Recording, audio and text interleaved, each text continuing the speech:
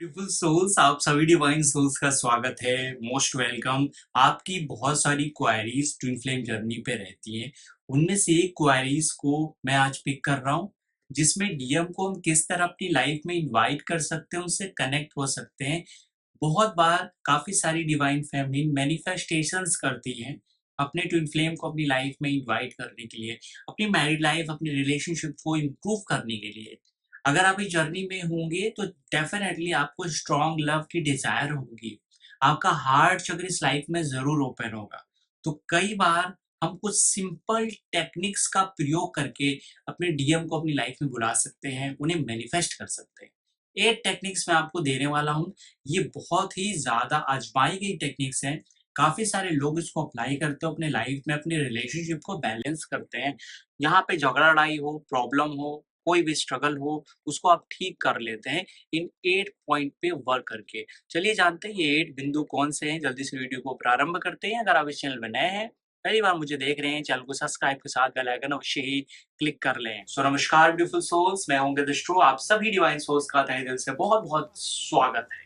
दोस्तों, सबसे पहला पॉइंट है, मैं पॉइंट वाइज बता रहा हूँ कि एक एक पॉइंट पे आप वर्क करिएगा। जितने ज्यादा आप हर एक पॉइंट पे ध्यान देंगे, उतना ज्यादा आप लव रिलेशनशिप को बैलेंस कर सकते हैं। पहला पॉइंट है सेल्फ हीलिंग।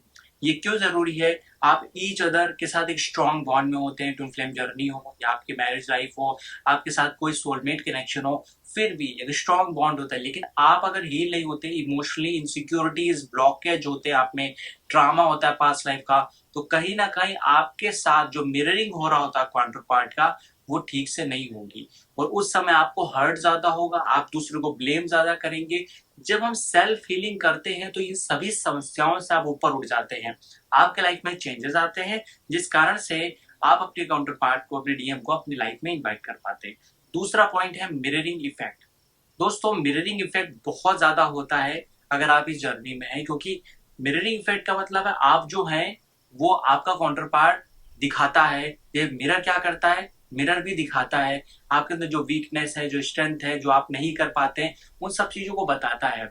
अगर आपके अंदर बहुत ज्यादा ईगो है, अगर आपके अंदर बहुत ज्यादा ब्लॉकेजेस हैं, आप चीजों को बैलेंस में से नहीं देख पा रहे, तो मिररिंग करते समय ही आप बहुत ज्यादा प्रॉब्लम फेस करेंगे।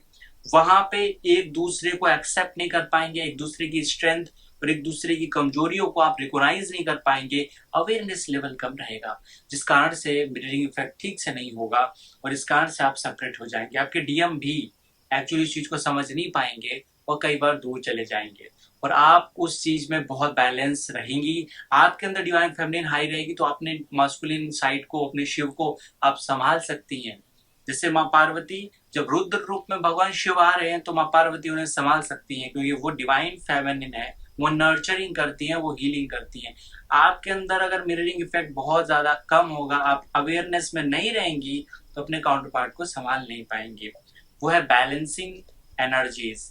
ये क्यों जरूरी है? क्योंकि कई बार आप मेडिटेशन करती हैं, सेल्फ हीलिंग भी करती हैं, लेकिन फिर भी सिचुएशन प्रॉब्लम वाली हो रही होती है। कारण है आपकी एनर्जी बैलेंस उस केस में नहीं रहती है।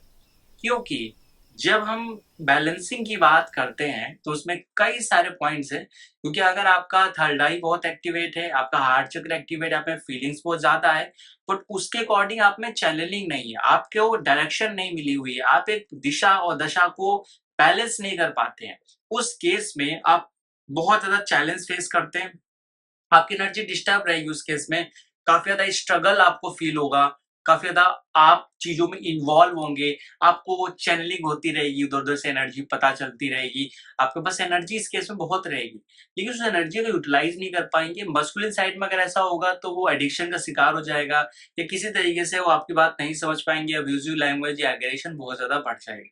तो इस चीज को भी ठीक करना बहुत जरूरी है। नेक्स्ट है क्लिनजिंग एंड कार्मिक बैगेजेस रिलीजिंग। ठीक है, तो ये बहुत जरूरी पॉइंट है, क्योंकि क्लिनजिंग जब आप नहीं करते हैं, जब अपनी पास्ट लाइफ कर्मों को आप रिलीज नहीं करते हैं, तो काफी ज्यादा कम्युनिकेशन में ब्लॉकेज शुरू होती है। जैसे कल मैंने एक मेडिटेशन कराया है, जिसमें ट्विन फ्लेम जर्नी में अगर कम्युनिकेशन ब्लॉकेज आ रही है, एक दूसरे से बात नहीं कर रहा है, तो आप कल का लाइव मेडिटेशन अटेंड कर सकते हैं, जिसमें आपको पूरा डिटेल से 1 घंटे का मेडिटेशन मिलेगा, जिसमें हमें पूरा बताया कि कैसे कम्युनिकेशन ब्लॉकेज को हील करें, कई बार हम एक्सप्रेस नहीं कर पा रहे होते, एक दूसरे को समझ नहीं पा रहे होते, डीपली इन्वॉल्व नहीं हो पा रहे होते, तो ये एक इशू रहता है। आप इस चीज को समझें, इस पे वर्क करना चाहिए। और नेक्स्ट है कम्युनिकेशन एंड अंडरस्टैंडिंग। आपको इस केस में अपने हार्ट चक्र को ओपन करना और विशुद्धि चक्र को हील करना इंपॉर्टेंट है। ये डिवाइन फेमिनिन को ये सारी चीजें करने पे उसके लाइफ में बैलेंस हो जाता है। अब ये सारी चीजें तो आपकी लाइफ में होने लगती हैं, बट एक वक्त आता है उसके बाद भी डीएम आपकी लाइफ में वापस नहीं आ रहे होते हैं। कई कारण हैं, आपके अंदर पेशेंस नहीं होता है, जो वैल्यू आपको सीखनी होती है वो आप सीखी नहीं होती।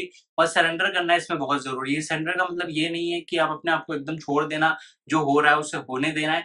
एक्चुअली सरेंडर का मतलब है आप एक्चुअली अपनी एनर्जी, अपने अहंकार, अपने सट रिपो को, काम, क्रोध, लोभ, जो भी क्रोध है उसको सरेंडर कर देना है। कोई भी चीज अपने अकॉर्डिंग नहीं करना है। ऐसे सरेंडर हम जब कर देते हैं तो कई बार कुछ जब हमारी मर्जी का हो रहा होता है तो हम उस चीज को न, जैसे कि सरेंडर बोलते सरेंडर हूं, लेकिन हमारी मर्जी का नहीं हो रहा होता तो हम अपना दिमाग उसमें लगाते हैं। इसका मतलब वो चीज सरेंडर वाली नहीं है। डिवाइन फेमिनिन की लाइफ में एक स्टेज आती है जो उसको स्पिरिचुअल ग्रोथ करना पड़ता है यूनियन होने के लिए। अगर वो स्पिरिचुअल ग्रोथ नहीं करेगी तो अपने काउंटर पार्ट से नहीं मिल पाएगी, क्योंकि भगवान शिव को प्राप्त करने के लिए भी माँ पार्वती साधनाएं करती हैं, तपस्या करती हैं, व्रत रखती हैं। और इसी वजह से एक डिवाइन फेमिनिन के अंदर प्योरिटी आना बहुत जरूरी है, स्पिरिचुअल ग्रोथ होना बहुत जरूरी है। तभी वो आगे जीवन को सुचारू रूप से चला पाती है। यहाँ पे धर्म, जाति, आपको सोशल बैरियर से ऊपर उठ के देखना पड़ेगा। ये सारी चीजें जब आप में हाई रहेंगी, आप में स्पिरिचुअल ग्रोथ वैल्यूज हाई रहेगी, तभी आप लव, फॉरगिवनेस और कंपैशन नेट बन पाएंगे। इसी वजह से जब आपके लाइफ में ये सारी चीजें हैपनिंग होती हैं तो डेफिनेटली आप हील हो जाती है। नेक्स्ट है सीकिंग सपोर्ट। यहाँ पे सीकिंग सपोर्ट का अर्थ ये है कि सम टाइम आप अपने काउंटर पार्ट को थेरेपी नहीं दे पा रही होती, हील नहीं कर पा रही होती, तो यहाँ पे आपको एक खोजी की तरह, आपको एक नेविगेशन, यहाँ पे आपको एक फौजी की तरह, यहाँ पे एक पार्टनर की तरह आपको अपने काउंटर पार्ट को सपोर्ट करना है, उन्हें हील करना है, उन्हें बैलेंस करना है। जैसे जैसे आप इन्हें बैलेंस करती हैं वैसे वैसे आप पाएंगी कि वो ट्विन फ्लेम आपके वापस आने लगते हैं, उनकी एनर्जी आपसे जुड़ने लगती है और आप कंप्लीट एंड बैलेंस फील करने लगती हैं। तो दोस्तों, ये 8 पॉइंट्स हैं जो आपकी जर्नी है बहुत इंपॉर्टेंट है। एक डिवाइन फेमिनिन को ये सारे पॉइंट्स पे वर्क जरूर करना चाहिए। अगर कोई भी प्रोटेक्शन रिलेटेड प्रॉब्लम है तभी भी आपको ये चीज करना चाहिए। प्रोटेक्शन के लिए ऑरा लॉक करना बहुत इंपॉर्टेंट है। तो दोस्तों, कल मैंने जो मेडिटेशन कराया है उसे आप परफॉर्म कर सकती हैं, कर सकते हैं। नेक्स्ट वीडियो में मिलते हैं। अपना ख्याल रखिए, ध्यान रखिए और मुस्कुराते रहिए। नमस्कार दोस्तों।